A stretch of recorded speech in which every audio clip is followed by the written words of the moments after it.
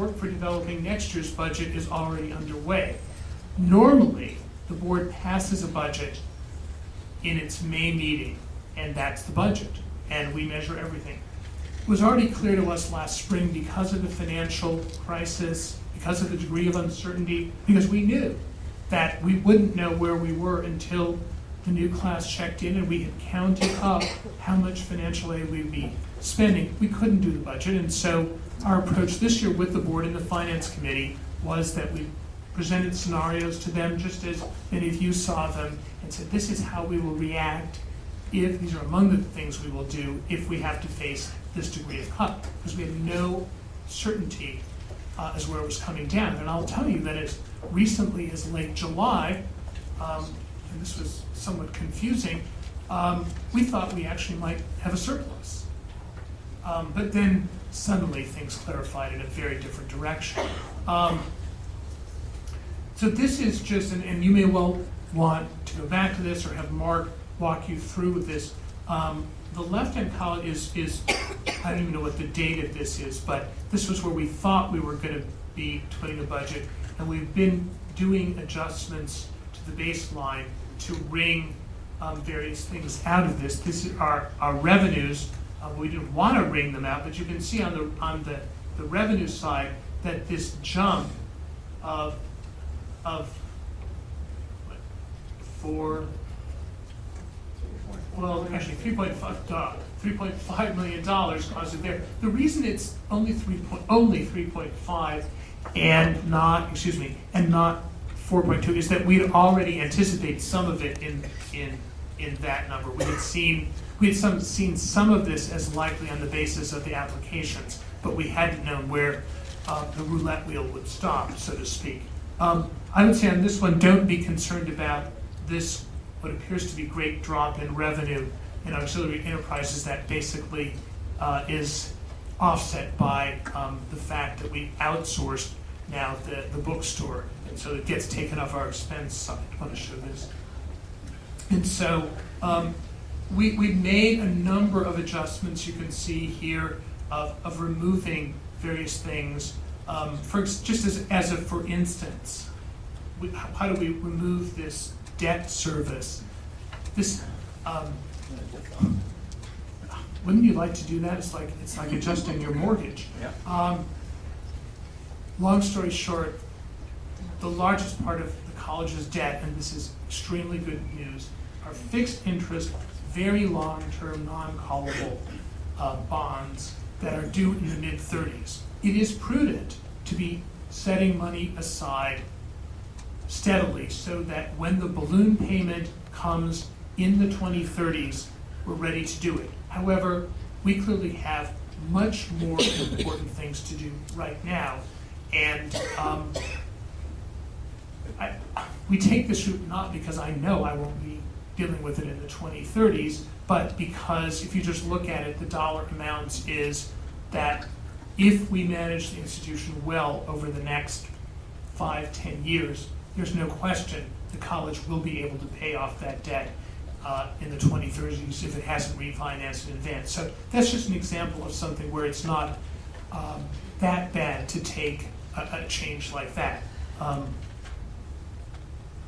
Here again, that's just to show you that's where the money that concerning the bookstore comes off of both sides. But where we're left with, even with the things that we have already done, is a $2.5 million gap. Next slide. Okay.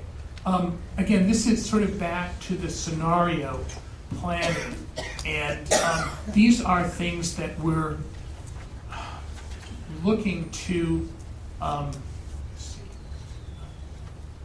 Okay, these would be reducing expenses. So, am I saying that right, Mark? So these would be expense reductions. So that's why they're in black up to this point. And you can see it doesn't totally offset the negative, but it brings it into a range that's going to require additional work. But for the moment, this is the point of the exercise we're involved in now. And again, though it pains me to say it again, when I say eliminate salary increases for all employees, that means that in the budget as we had it through July, we were still hoping to have that money for across-the-board increases for staff and faculty. That would have been really nice, and it would have been in a year when a lot, not all, but a lot of our peer institutions would only be giving limited or no salary increase. Not that I begrudge them anything, but it would give us a chance, particularly in the area of faculty salaries, to do some more work of catching up to where we want to go. It's not going to be possible, as I've said, though we will fund promotions and obviously changes. And so we take money out of contingency funds, which is not nice, but in a sense we're saying we have the need of it up front. Hopefully we won't have another need. I talked about deferred maintenance. This is obviously not the whole deferred maintenance budget, but as part of our long-range plan, we were going to increase it, we hoped, by that amount this year. That we won't be able to do, and that's painful too.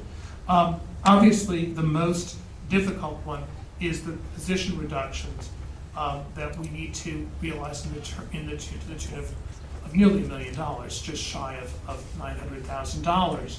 And I know that being open about that is without a doubt caused anxiety. That's unfortunate, but I understand it. We're working on these very carefully, and when I say position reductions, as I indicated in the letter, there are some empty positions. Some of them may not be filled. Some people are voluntarily taking reductions for their, like just as they took voluntary furloughs. Some people are saying is, I don't need, or I don't want, in fact, to be 100%, I'll be 75%. But we're working to get any news of all sort out as soon as possible, and that's really all that it would be wise for me to say today. Next one. Now, I want to talk about academic affairs. As I said, we have a great new dean in Alan Goodman. We celebrate that. As you know, this is such an important position. Alan, and by rights, the dean of the faculty, is always second to the president and leader of the faculty, leader of the academic enterprise. I've talked a little bit about this, having shifted a few things out of the former dean of faculty's portfolio. It helps the dean of faculty focus squarely on the academic mission of the institution.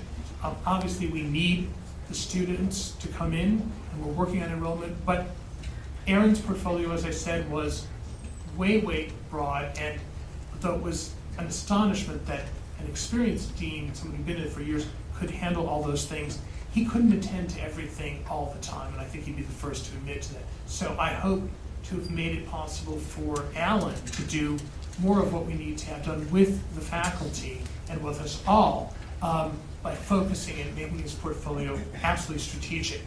In a sense, I think this is what we have to do strategically. We have to maximize student success. That will be what we want for every reason, including retention. We have to redefine the educational mission. This is not because there's anything wrong with our educational mission today. When I say redefine, and this is very much in the spirit of the 2 series, is that I think the world out there, and I think that our responses to this in the lowered application number suggests that we're not doing everything we can to explain ourselves to the world. Redefining the educational mission probably also means, almost certainly means, greater clarity about what we are doing and what we aren't doing on campus. That is, where does the strength we want to have versus the portal nature of our education? Where's that balance? And renewal of the faculty.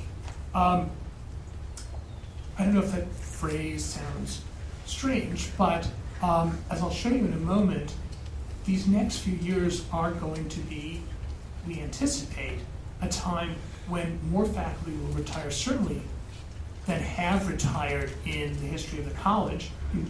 We're 40 years old. We've never seen anything like what's going to happen. And so this is going to be an incredibly important time for us to be replacing faculty as they retire, and also deciding how exactly we want to scale the faculty, where and in what areas it will be. And that's a decision that needs to